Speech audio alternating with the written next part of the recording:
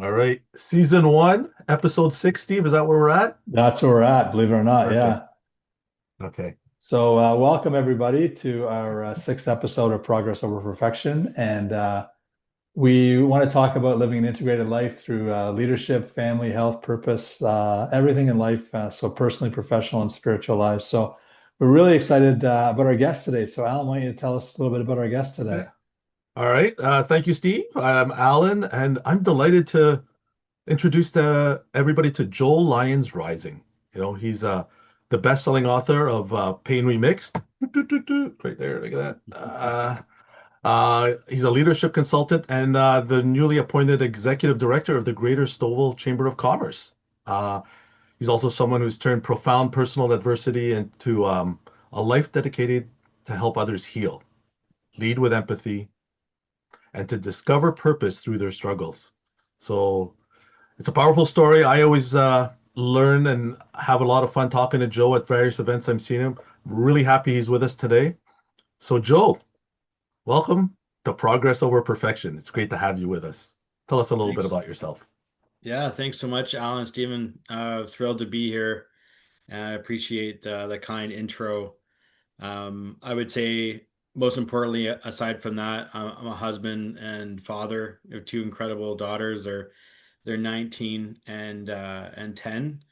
Um, and outside of some of the different areas of my work, which is quite kind of unique what I combine, I think, because I have a background in economics. I have 20 years of working in the corporate consumer packaged goods industry, but because of what I've been through in my life, which we're gonna dive into a little bit today, um, I just feel a profound calling to give back and help others, especially through grief, mental health, and looking at, how could I make someone's journey, especially grief journey, easier than what I went through as a kid to today.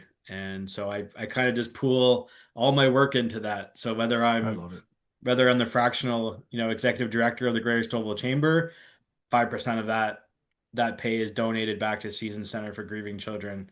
Same when I'm doing consulting for a major CPG firm on some, let's say, some big data analytics, or I'm training a company on fact-based storytelling. It's always rooted now in giving back, and it's I gotta say, it's the best feeling to help others in need. It's awesome. So, Joe, one of the things, the main things on this podcast we talk about, the theme is progress over perfection.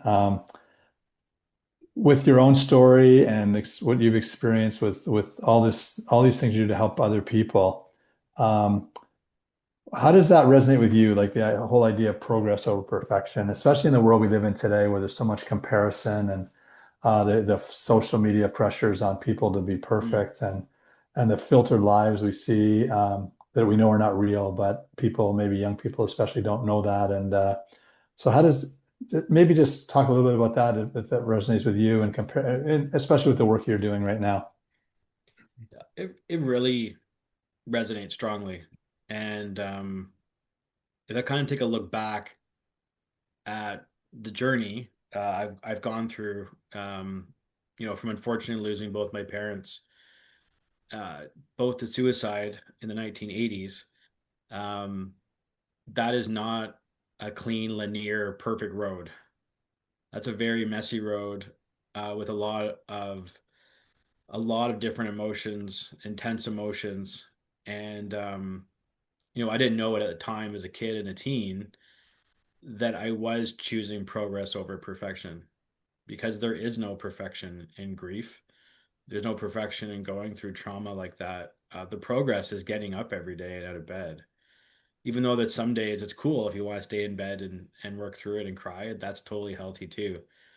But it's a lot of these little baby steps that you're taking, and so the work I do now, and um, whether it's volunteering as a children's grief facilitator at Season Center for Grieving Children, or writing my book about mental health, giving tips, doing workshops on it. Mental health is not about perfection. It's actually quite the opposite, because we put so much stress on ourselves, a lot in our uh, you know, our corporate work or the work that we're doing, or even just our physical appearance, thinking that things have to be perfect. And, we're human beings first and foremost, and we're not perfect. I like when you share that, and that's one of the reasons why Stephen and I wanted to start this out. If one or two people that listen to this um, reach out to us, and maybe I'm starting a little early, but I love that we know that there's people that are probably listening to this, kids, women, men, seniors. Um, knowing that Joe's gone through this, Steven's a strategic leadership coach. I work in the community in various groups. I just don't want to lose the importance of this. Please, we're here to reach out. We might not have the answers. We're not perfect as well, but we can maybe connect you. Maybe it's us. Maybe it's somebody else that it can help you on this mental health journey that we all struggle with at, at, at one form or another. Would you agree with that, Joe? 100%. And that's why in the subtitle of my book, Pain Remixed, it's navigating life with, trauma, grief, depression, anxiety. All of us as human beings are carrying some level, and it changes day to day Yeah. of trauma, grief, depression, and anxiety.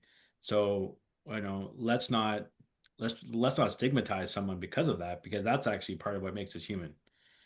Mhm. And once we start to realize how common it is, uh, that's what actually connects us as human beings, like across the planet.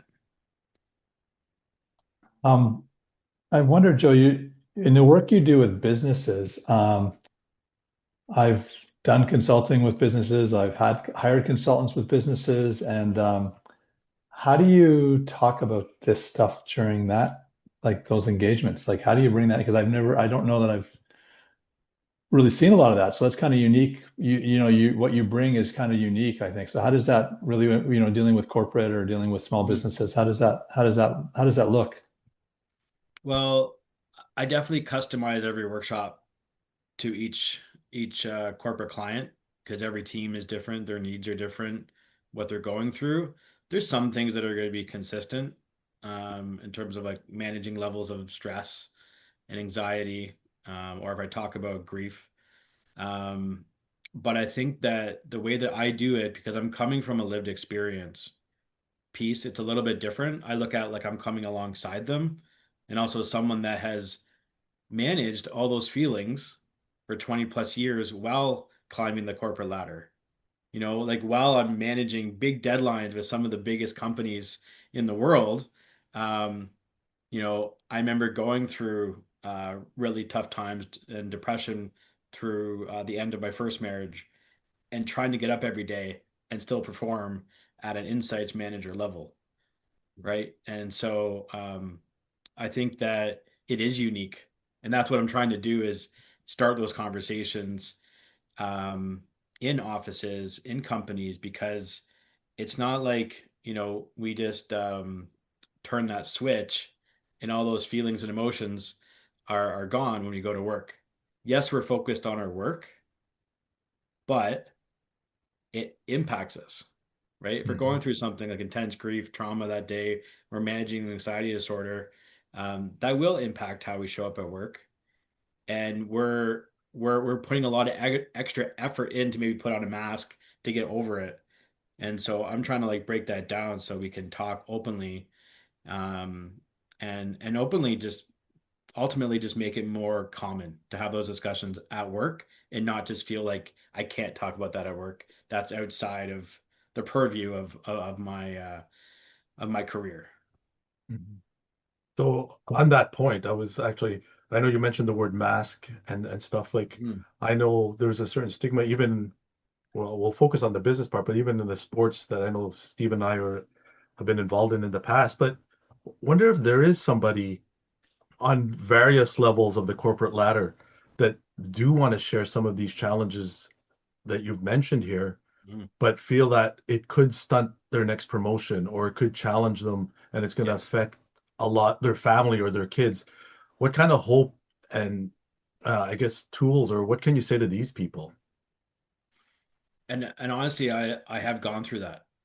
I was diagnosed very late with my generalized anxiety disorder when I was 38, and I was director of insights for one of the largest food companies in Canada.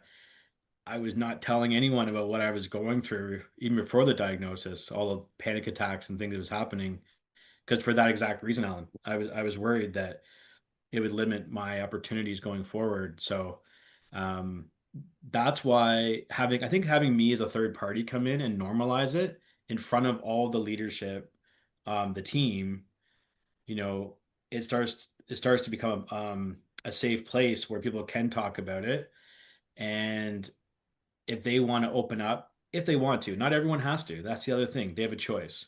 But if they want to open up, I'm trying to say that that has nothing to do with your work performance. What I've seen, which is incredible, some of the top leaders in the room stand up and share their own experiences with panic attacks, with mental health. Once you get that at one of the highest level, the whole energy and the vibe and the room and the team changes that day and going forward. And I that's the ideal place I see for corporate teams and leadership. Yeah, showing that vulnerability as an Mhm. example that you're willing to be vulnerable in front of your team. Definitely, I know I've seen that in my own leadership and in my own experience. And I think that's something it's amazing that you can bring that out of people and give them the platform and the opportunity to be able to do that.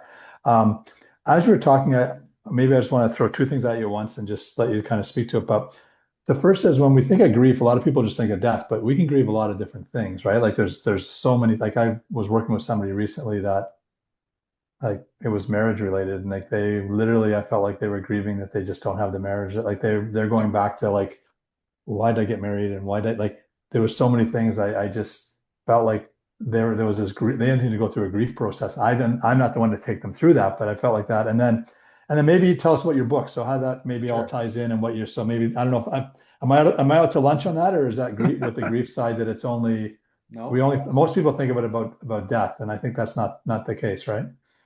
perfect question because a lot of what we experience is non-bereaved grief. So bereavement is when someone actually dies, passes away. And I would say that we do a good job as a society to recognize that, but non-bereaved grief is complex. So yeah, you could grieve a former spouse or relate or partner that's still living. Um, People don't realize that a lot of the mental health challenges through COVID was non-bereaved grief. We were grieving our previous lives. We were grieving our previous social connections, relationships. We could even grieve of what could have been, right? When we were on lockdowns for 2 years, what could have been during that time, right? And so I would see that like, with our own children.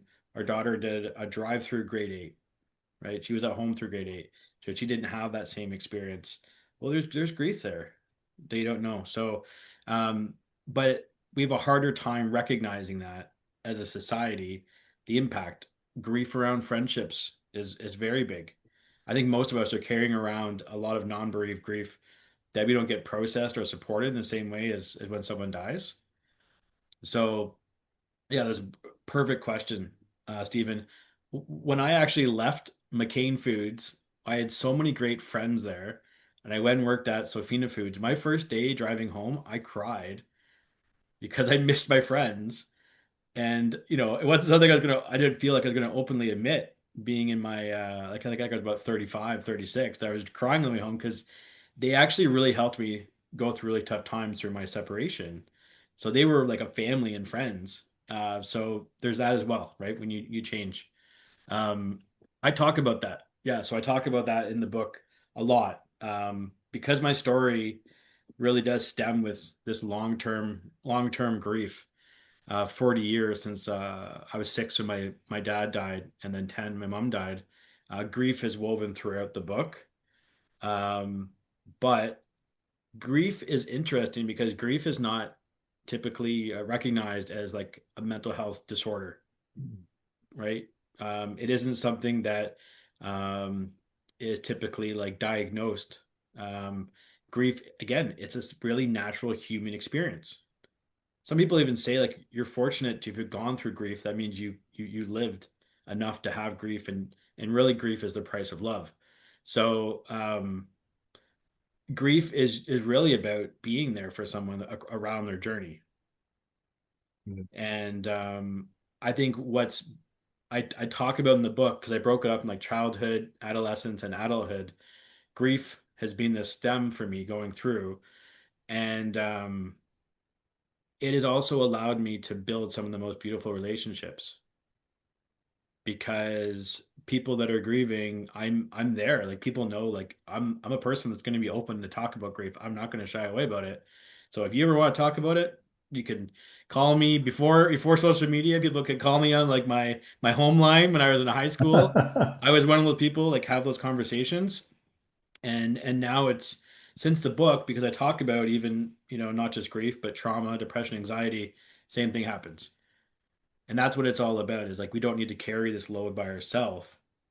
um we're not meant to. Human beings were not meant to go through the world on their own, not meant to go through all the mental health challenges on their own. That's a big thing I'm trying to support and get the message out, is that we're here for each other. um and there's professional supports, there's peer-to-peer supports, there's great communities that people can connect. And That's honestly, that's where I see like the biggest healing happening, is where people can be surrounded by love and support and a safe place to share. I love that you shared all of that, Joe. Like, it's so funny. Steve and I just had a couple of, possible questions that we shared with each other before going, and you basically answered all of them and addressed them. And that's what I love. And so, Joe, I know we're going to say this to everybody, but also for our proper purposes, we want to make sure that people can reach out to yourself, Steve, and me, but definitely with some of the resources you're talking about. So if you can email me all the ways that they can contact you. If Definitely. once again, there is no question too small, right, Joe? Can we start with that? Yes. Yes. I say the only cause, yeah, I'm a corporate trainer, so I always say Yeah. the only wrong question is the one that doesn't get asked. Hmm.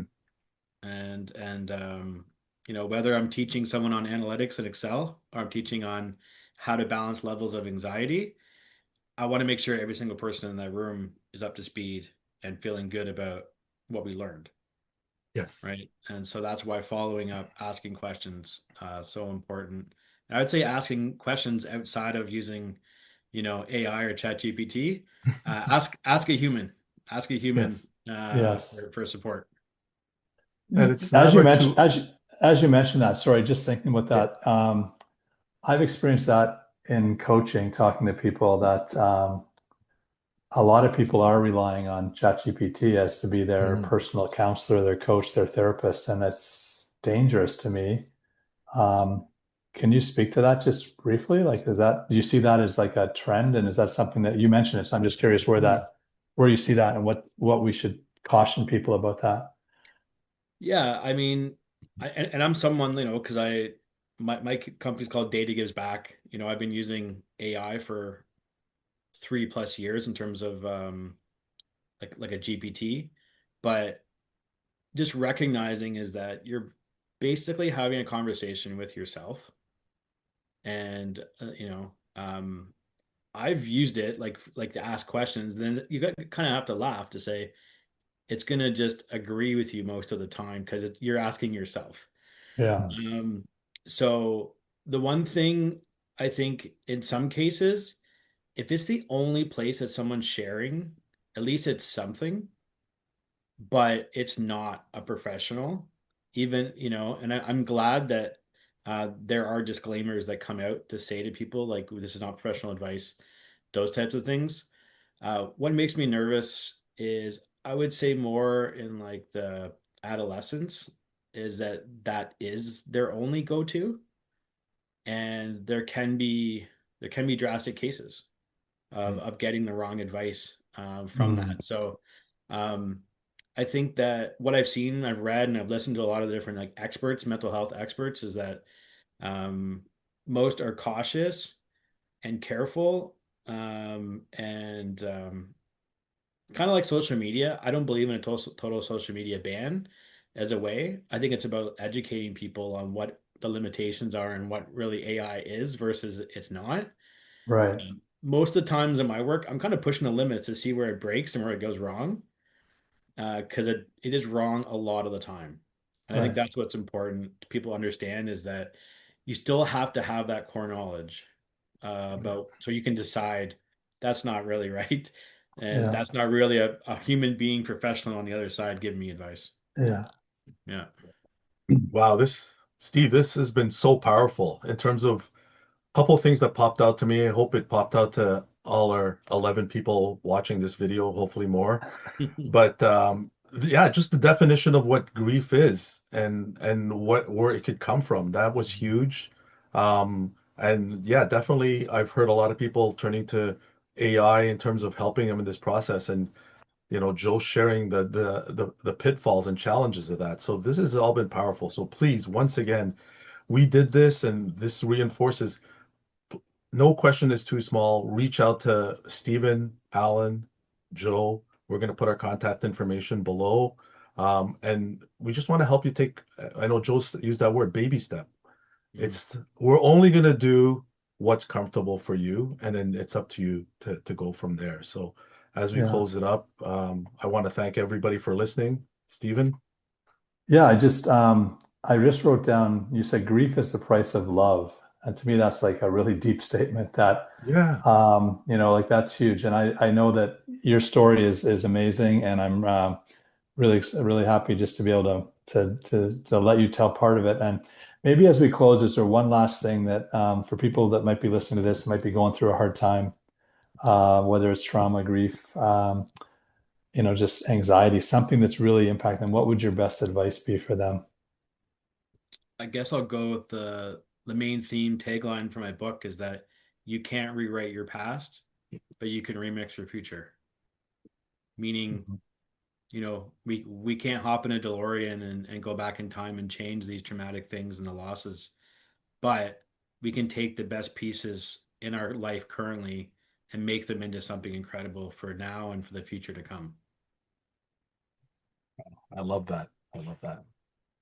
Wow. Make sure you include that in the notes. That's awesome. Those that's Yeah. from the book, and I'm hoping that that book continues to help a lot of people. And we do appreciate you taking time from your busy schedule of your 10 different things you're doing right now. And I know you got it's hard to get time for us, but thank you so much. And I guess Alan will be back in a couple of weeks with another guest. And so we thank Yes. Joe for joining us today. So Thank Yeah, you. everybody subscribe. You're gonna get it.